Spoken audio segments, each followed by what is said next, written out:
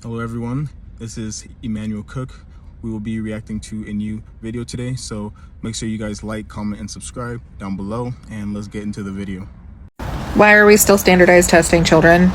My kid has never taken a formal standardized test in a public school in his entire life, but we are required by the state to do an annual test every single year, and it has to be nationally normed. So we use the CAT test, which is the California Achievement Test. And this year, I thought it would be a good idea to do the timed portion because the untimed is technically for children who have a learning disability, which he does not. And for the most part, he's pretty spot on for math and reading as far as grade level and where he should be according to state standard. But when I tell you that this kid does not have any type of academic anxiety, that changed today. When I sat him down and told him we were going to do our end of the year test, he was cool, calm, and collected until I told him that it was time. And then he totally fell apart. He still did fantastic. However, something about him being timed did not sit well with him. And then I was having flashbacks of sitting in the computer lab with my third graders, and we were given an hour and a half to complete specific sections of the test. And these kids that I saw in the classroom, loving math, loving reading, completely falling apart in these computer labs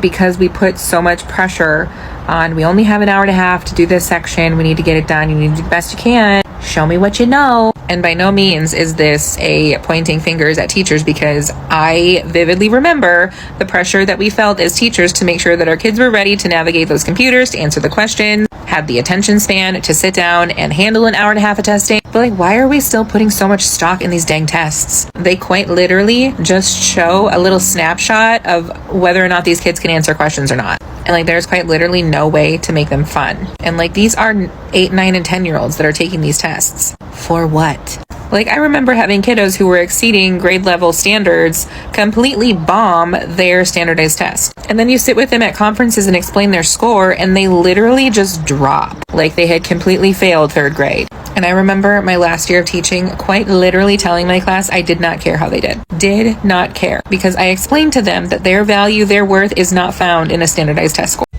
Standardized testing, I want to talk about it today. So I want to know how you feel about the fact that in most states we start standardized testing at the second or third grade level across the board. So most of the time it is in reading and or math, most of the times both. And I will tell you, it puts unbelievable amount of pressure on both the students and the teachers that are, well, we're told often that we're not teaching to the test, but let me tell you, almost everything that's on your curriculum map to teach all year long are things that are going to appear on the test. The amount of pressure that we put on kids, if you don't pass the reading test, you're not going to go to third grade, or if you don't pass the reading test, you're not going to go to fourth grade. If you don't pass the math and the reading test, you're not going to go to middle school. It's gotten crazy. And the pressure that the teachers have, because most of the time how the students perform is considered a direct reflection on how well the teachers taught the material. And we know that's not always the case. The other thing I worry is that it's setting kids up who don't test well, because we do know there's amazing kids, right, that just don't test well. And we set them up to believe that they are not smart enough because of how well they're doing on test. So I'm curious, what do you think about standardized testing starting at such a young age? I would recommend that we don't start it until high school. I do understand starting it at high school because you want to prepare for them for the standardized test that they have to take for college. But I'm curious what you think, and just let me know. Guys, we have to speak on this issue, standardized testing. I hate it so much. The main reason why I hate it is because it's so long. 1.5 to 3 hours of testing. It's way too long. If it was 1 hour tops, in and out, I would not mind it whatsoever. But these long testing periods are so draining, and I was never able to opt out of any tests whatsoever. At times, I would be falling asleep during the test. Can you imagine that? You have a very important test to take, and you're dozing off. Standardized testing, because it's too long, is way too long. If you guys want to test us, I do not mind that. But please, keep it short, concise, to the point, where we don't have to sleep during the test. And there's a lot of pressure on students as well. We literally have to do good enough to pass. And if we don't, we do not get into good schools, and our life could be ruined because of it. Standardized testing is ruining education, it's ruining school, and it's ruining our children, and I want to talk about it. To put in perspective, my district recently changed our curriculum for my particular course, and that included a change from 5 county assessments per year to now 12. And that's just my particular class. So my students have 8 classes total, so all of their other classes come with standardized assessments as well. So kids could be taking upwards of 50 plus assessments per year, like easily. Do we not understand that that is so, like, that's a lot? And what I'm seeing now more than I ever have in my almost decade as a teacher is this testing fatigue. Students are coming in, taking a test, and just not doing it. They just submit it because they're exhausted. They are burnt out from testing. Just to speak on my particular county assessments, they are very complicated, complex, multi-part, narrative-based questions that are extremely labor-intensive and borderline very confusing. Like, for example, my mom is a licensed professional engineer that owns her own firm, and I've shown her some of these questions, and she's like, what the F is this? What is this?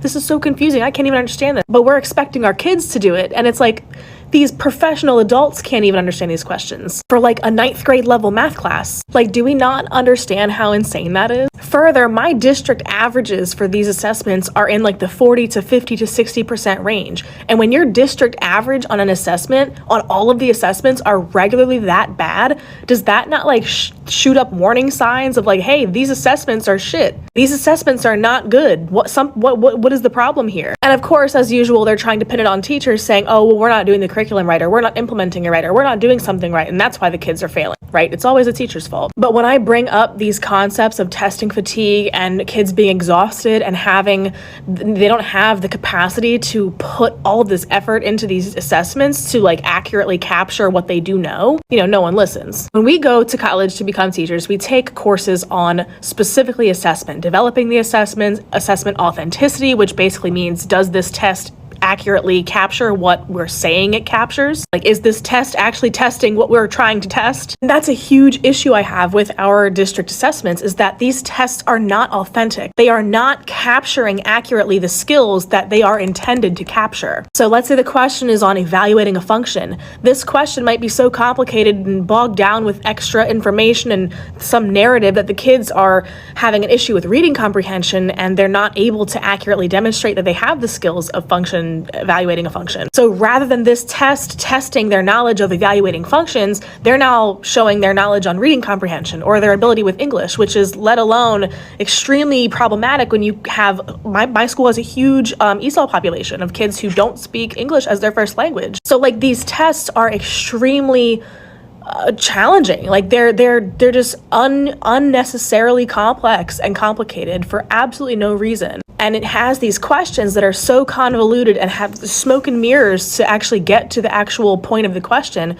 where they're so like ridiculous that the kids will just, not get the points because of how the question is worded. It's like a trick question almost, or like these weird questions that like don't even make any sense, even as a teacher with a math degree. And it's like, it sucks because I have no say over this. I am mandated to give these assessments by my district, by the curriculum that is prescribed to me. And then all of this data is being used to inform decisions when the data itself is shit. The data doesn't mean anything. The data is showing that kids are not attempting to take these tests. They're giving up on question 2. They're not putting forth the effort because they're exhausted. Because I have documentation, I have assessments that I've developed, I have work and assignments that I give the students that I see their ability with the skill and their expertise, and I see that they've mastered the skills, but it's not translating onto these assessments. And I can tell you it's not because I don't know what I'm doing. It's because we're setting kids up for failure with these ridiculous assessments.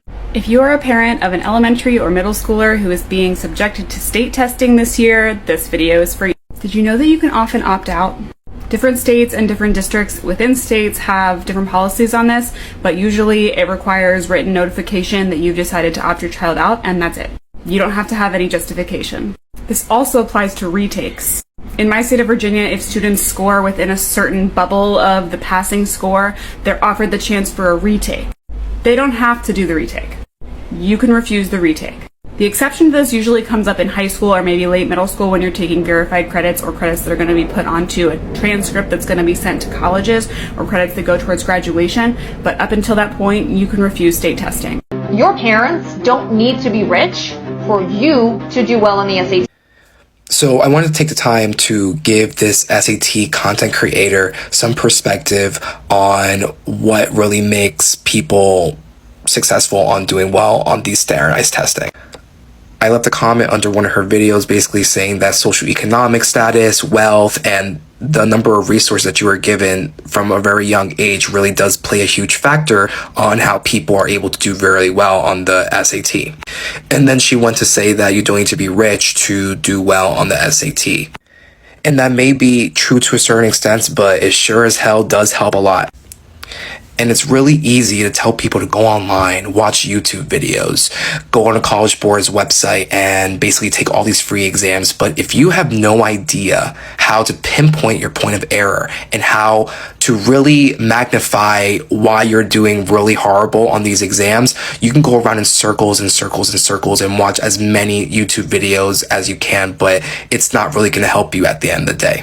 And this is where that one-on-one tutoring, where you have someone just directly, a professional, strategically teaching you how to really do well on these exams, really comes into play and really is beneficial for people doing really well, because online tutoring yourself versus someone teaching you in person are two completely different things.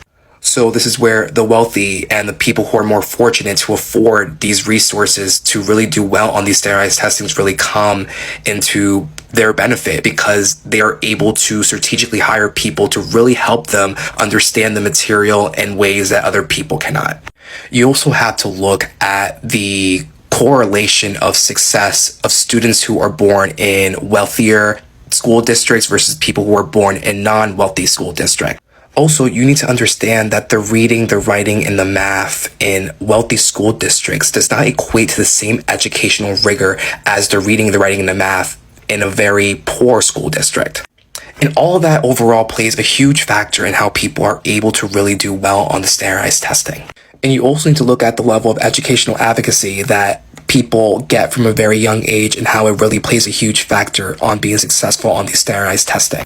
And there are people that have built this academic rigor at a very young age in reading, math, and writing versus people who are just meeting general education requirements just to graduate high school. Educational equity, look it up, because it's not the same for everyone. A quick reminder, please remember to like, comment, and subscribe down below, and let's continue the video. The fact that we take all these standardized tests at the most unstable ages and times in our life is ridiculous. Like, they are setting us up to fail. Like, I'm 21 and I'm taking my LSAT tomorrow, which is low-key a little late in the game. But was I supposed to have logical thinking skills already by now? Like, what 21-year-old? What's crazy is how many guys try to, hey, good luck on your LSAT, their ways into my life today. Like, this should not be the time for me to take a test that literally determines how much money I'm gonna make for the rest of my legal career. Your LSAT determines that, which is why they say it's such a big investment, or the biggest investment you should make in your life is getting a high score on the LSAT, because it can determine your salary for the rest of your life as a lawyer. This is ridiculous. They're setting me up to fail. Like, what 20-something-year-old makes any good decision ever? And you think we're gonna make good decisions on this test? As for me, I was always a good student in all aspects of school, whether it was on the tests, whether it was standardized tests, whether it was homework, whether it was projects, labs, and all kinds of things like that. But honestly, as a good student, even though I finished high school with a 4.5 GPA, but I hardly learned anything that I still use to this day. The only thing I learned in school that I use to this day is I'm very good at researching on any topic. I am like an A+ student when it comes to stuff like that. I know how to find the right information that I need. Other than that, I didn't really learn much. Unfortunately. If we could get rid of standardized testing, who complains? Even though the calls for more testing have died down over the last 5 years, the existing tests are still being used to punish schools. In Georgia, where I'm an education policy analyst, we had a voucher bill that would have targeted those schools in the bottom 25% on a measure that's largely just a repackaging of those tests. So if I could wave a wand, getting rid of the federal requirement for tests of certain grades and in certain subjects, who is the loudest to pout? I want to know, because if it's not teachers and parents and students, then who are these things for? Off the top of my head, there's still a lot of corporate education reformers who are able to make a lot of money saying, look at how terrible these city schools are, this is why you need charters. They need those standardized test scores, and they need them to be bad. There are center-right organizations that still see standardized tests as a stand-in for ultimate accountability. If you got rid of them, you are letting schools off the hook. Center-left organizations disaggregate the data to show there's still a lot of investment that's needed in traditionally marginalized communities. Maybe real estate agents too, because they're provided this number grade to measure the quality of a neighborhood. If you succeeded in getting rid of standardized tests, I do think the main storyline would be that schools were unable to improve scores, so instead of working harder or doing what works, they decided to give up. Like, yes, I just listed a lot of people, but people who are far away from public schools and what's best for students. I think lawmakers underestimate how much parents, students, and teachers still hate these things, and how little it's shaping practice for the students who need it most. Like, do you know a single person that could actually describe what it means to be proficient on a state test? Like, what does that actually look like in real world terms? I worked in the Georgia Department of Education for 3 years. It takes so much time to clean the data that by the time we report out these scores, teachers and principals have no use for them. Let me know if I've forgotten a group of people, or maybe everyone loves standardized tests and I'm in a bubble, but if I'm right, then I'm eagerly anticipating a policymaker bringing this discussion out in the open. You know, when the National Assessment of Educational Progress came out and said that 67% of fourth graders are not reading at reading level, I feel like there's this really big piece of the puzzle missing. It is standardized testing season across America, and what people don't take into consideration is the student apathy. I mean, these tests have zero effect on the kids. They don't. The kids will ask, does this test mean I don't go to the next grade level? No. If I don't get a good score, does it affect my grade? No. I don't even get your score until you're probably in the next grade level after this one. So why should the kids care what they get on it? Unless they are a super scholar, they don't care. They know it has no effect on them. So a lot of them don't even try. Good morning. Real talk. Hey, our students are testing way too much. By 12th grade, our students are taking on average 112 standardized tests. 112! Those are not tests. Those are not assignments. Those are not papers that they need to write. Those are tests that only just sort and label them. 112 tests that do not improve their learning, but just sort and label our children. According to the Council of the Great City Schools, U.S. students take 8 to 10 times more standardized tests than other countries who are outperforming us in education. Outperforming us taking less standardized tests. So countries like Finland, Japan, the Netherlands, all those countries that are beating us in education right now, they are not testing more. They're testing less and teaching more. They're not teaching to pass a test either. But teachers' pay is attached to whether or not students will pass those standardized tests that our government sends to us to do. I mean, Finland doesn't even give a standardized test until the end of high school. The end of high school is the first time that a student in Finland will take a standardized test. WTF. US, WTF. And sadly, a recent APA survey has found that high school students have placed testing and school assignments as the most stressful thing in their life, above social activities, above their family, above mental health. They have told us, they're telling us that standardized tests and the amount of assignments that we are giving to them creates more stress than anything else in their life. Just like teachers have been saying for years, we need smaller class sizes, more mental health support. We need autonomy over our work. We need to be treated as the merit-based teachers that we are. We need less time for memorization, for tests, and more time for just exploring topics. We need more teacher training to understand our students, where they come from, their cultures, their backgrounds, so we can aid them in this educational journey. Because that matters. That matters. But with $1 billion being cut in mental health, class sizes increasing because 15% of the federal budget is going to be cut, block grants, and much, much more, I am growing extremely concerned for how the next 4 years of education is going to look. Now is the time to speak up. Use your voice. Have a great day. One thing I'm going to say about the state of Georgia they may be a little racial, but during those standardized tests, they was gonna have you a little snack. Yeah. Child, they had them animal crackers and them grapes in them little cups. Scooby-Doo snacks. Yeah, they nibbled a bit with that. And those snacks were well deserved. They was putting us through boot camp to study for them standardized tests. Then had the nerve talk about you cannot go to the bathroom in between sections. If a quick bathroom flush gonna knock somebody off their game during the test, I got bad news for you. You know what, like, the silliest thing ever was? The SATs. So I took them twice, and each time I looked at the math section, I was like, huh? My school never taught me how to do that math. I was in, like, the slower paced math classes for extra help, so I only made it to Algebra 2 Part 2. And they were like, you don't have to worry about advanced trigonometry and calculus on the SATs, and bam, it was there.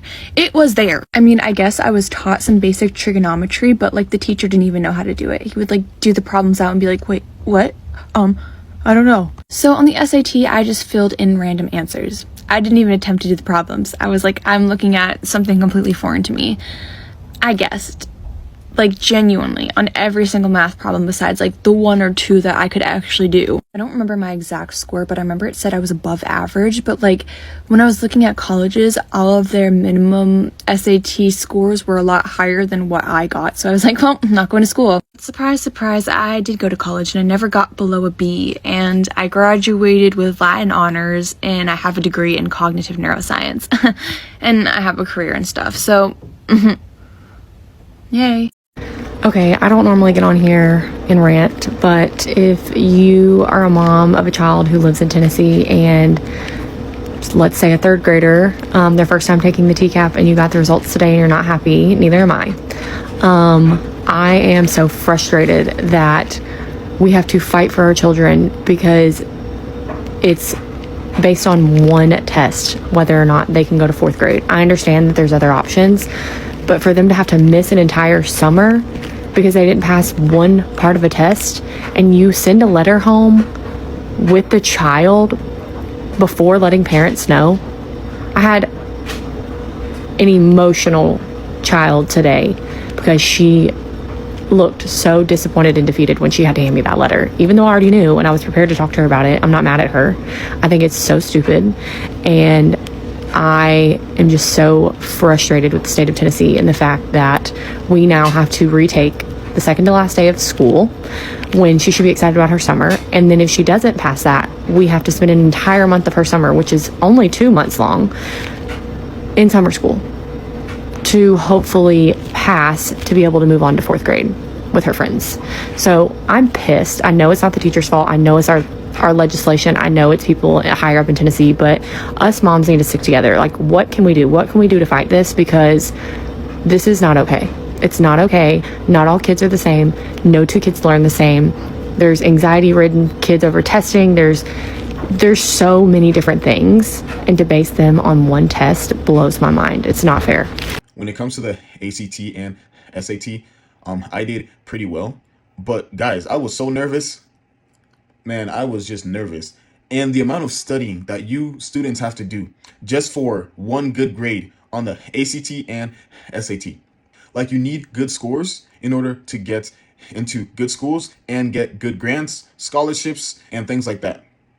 And if you do poorly, you get less grants and less scholarships, which means that you have to take out more student loans. And if you have to take out more student loans, that means that you are in more debt. If you're in more debt, that means that life is going to be a lot harder for you.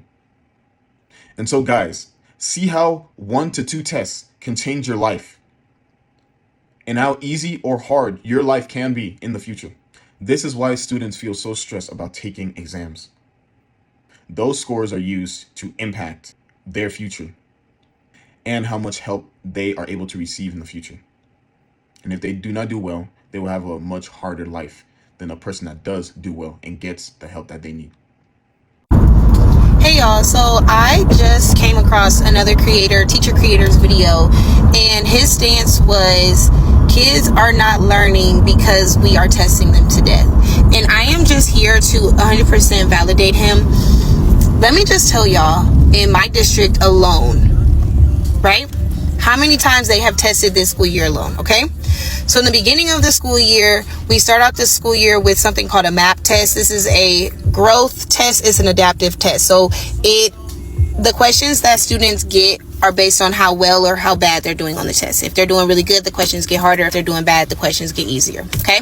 They take that test 3 times a year, in the fall, in the winter, and then in the spring again, okay? They've done that test twice already. Then, right, a couple months or a month after we did that first growth test, they did a benchmark test. A benchmark is supposed to be an indicator on how they're going to do and perform on our standardized state test, the Ohio State test. So we did that. When we got back from winter break, after we did the benchmark, we did the second winter growth test, the MAP test. When we got back from winter break, they had an interim assessment. The interim was supposed to cover the first material from the first half of the year, again, to use as an indicator on how they're going to perform on the Ohio State test. Then, yesterday, my students had to take another interim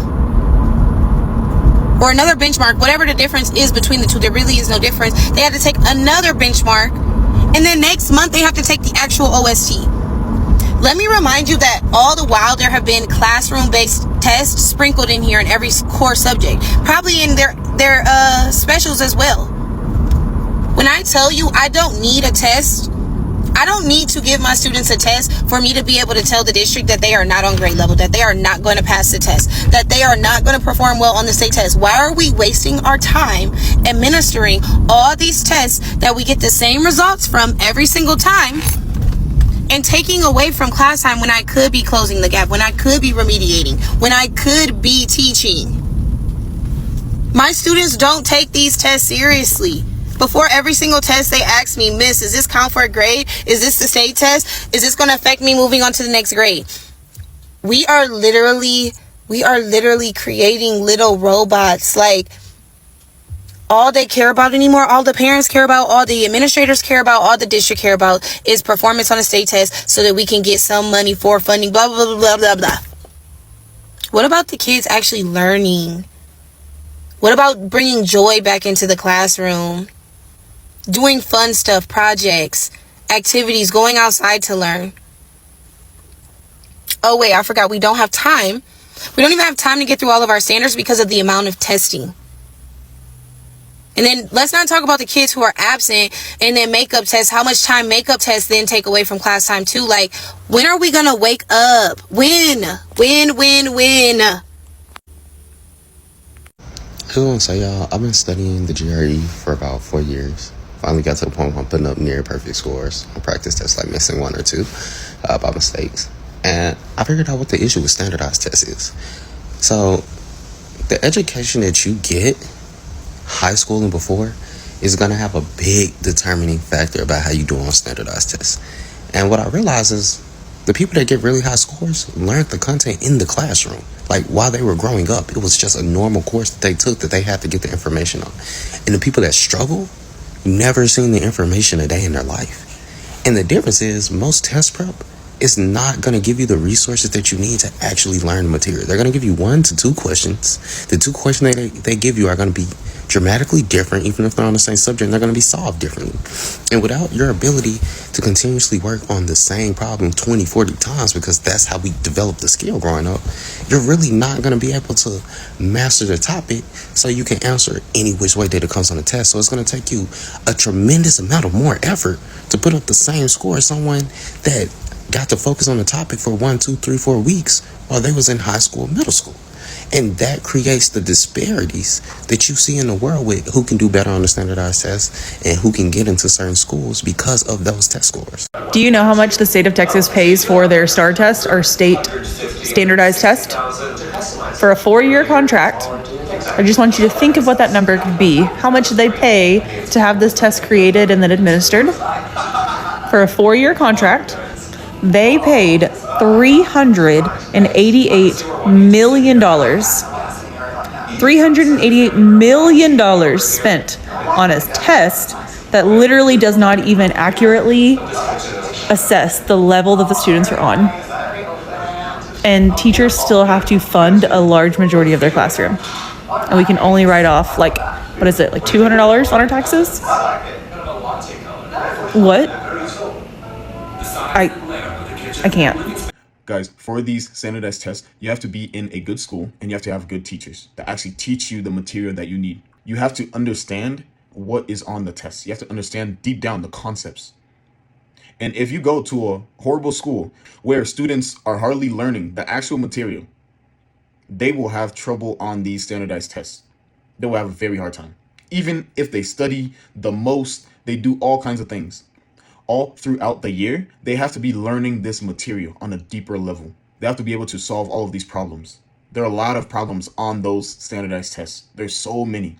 And you have to be able to solve them in a specific way. And if you cannot do that, you will have a very hard time on those standardized tests. And so there is a lot of pressure on students who are in schools that really do not teach them. And so from the beginning, they're cooked.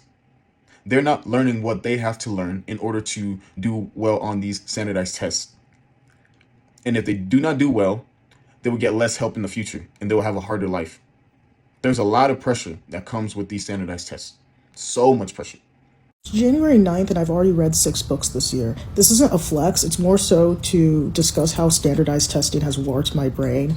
Due to how I literally trained myself like the military for standardized testing, I learned how to speed read because like that's a huge advantage when it comes to these tests. And now I can't read any other way. Like I literally can only read super fast. And it kind of sucks because I feel like I'm not even enjoying the book. I'm just trying to read it as fast as I can. And it's costing a lot of money. Like I thought that I could buy 5 books and be set for like maybe a month or 2. No, baby. It was less than a few days. And to be honest, the reason why I even got up to 9 days is because I saved one of my books for my flight yesterday. Otherwise, I would have finished the 6 books probably in more like 5 days. Reason 879 why state testing is the worst. Let's get into it. Today, I have the script pretty much memorized because I've had to give the same assessment about 1,000 times, it feels like, but really it's only been 10 years. But regardless, I've got it just about memorized. So at the beginning of the test, there's this one little section where the kids go through and they are able to review the test directions. And when they get to the end of the test directions, you can click begin the test. Well, really, it's a flaw. They need to fix this. Hear me if you're the creator of this test. They click fast. They click the arrows as fast as they can, and they go boom, boom, boom, boom, boom, boom, boom, boom, boom. And then instead of the next arrow, it's no longer the next arrow. At the end, it says begin the test. So they click on it. They go too fast, boom, they enter the test. Well, there's an anomaly. There's a testing anomaly. I have to write it down. So here I am at the front of the room, and I'm like, now it's time to navigate through the test directions. In order to navigate through the test directions, use the next and back arrows. Do not click the begin the test button until you are instructed to do so. You're not supposed to repeat these directions either. You can get in trouble. But they don't listen. They don't listen. I'm not even finished saying use the next and back arrows. One kid's already clicked begin the test. He's in the test. I'm like, dude, I haven't even finished reading the directions yet. And I'm not even allowed to say that to him. So I looked at him like, what do you mean? What do you mean you're in the test? Turn your computer around. Oh my God. Anyway, then not only him, I'm like, this is how I'm saying it. Do not hit the begin the test button. 2 other students. Boom, boom, they're in the test. Now I have to go around, turn their computers around. I have to write it on an anomaly sheet, all the things. Somebody today in the class where I was testing, they had the nervous toots. And I was counting my steps because I couldn't wear my Apple Watch. So I was counting my steps. I was on like 347 or something like that. And I was like, ooh. And before I started the test directions, before we had any testing materials or anything like that, I was like, hey, y'all, just a reminder, I cannot help you with any test question. I can't answer any test question. The only thing I can do is help you if you have a computer issue. What does this say? I don't know what to write. What does this mean? This one's hard. I don't know. I can't help you. But do you know how hard that is for a teacher? That is hard. We lead them and guide them. We don't give them the answers, but we lead them and guide them to the answers. You know how hard it is for us to say, baby, I can't tell you? That's hard. Y'all, we went through a lot today. It's not rigor, it's foolishness. This is my pet theory about why standardized testing sucks so much, at least one reason why. The people writing the questions are confusing complicated with rigorous. Like, I think people think for a question to be like a DOK 3, it has to be ridiculously long and complicated. A question can be simple and require critical thinking. For example, right now my students are doing a project about connecting biology to the real world. So we sit in class and have conversations about how can I connect Netflix to what I learned in class this year? How can I connect video games to biotechnology? How do I connect cattle farming to evolution? None of those questions are using like big, huge words. None of those questions are multiple sentences long, but they all require complex thought and critical thinking. And my students understand what the F I'm asking. But standardized test questions, partially because they're multiple choice and partially because I think the people who are writing the questions don't know what they're doing, are like paragraphs of text that say nothing that couldn't have been said in 1 or 2 sentences. It's not rigor. It's just complexity for no reason. Like when I, the adult, the teacher, the person with over 10 years of experience in biology, have to sit and look at the question for 20 minutes. It's not rigor, it's foolishness. But yeah, let me take a breath. That's what I think is one of the things happening with standardized testing. What do y'all think about that? Let me know in the comments. Stay curious, y'all. When I was 15, I can't believe I went to a boot camp to study the SATs. And my parents would spend thousands and thousands of dollars just so we could just do the SATs all day. It was just test after test after test. And I gotta say, I'm really glad that I was able to survive that concentration camp. If there are any students out there who have to take these tests, just know that if you do not do well, it does not mean that you're stupid or you're not smart or anything like that. It's just a test. You can still do very well in life without schooling if you do not pass these tests, if you do not do well in these tests. You can still do very well. At the end of the day, your hard work, your innovations, how you think, your good choices, your connections, the ability to pivot when needed. When something is not working, change course. Do something else. These tests do not mean anything. At the end of the day, they do not mean that you will not be where you want to be in the future. Sure, it can help. And at times it can hurt you if you do not do well. But overall, your life is in your hands.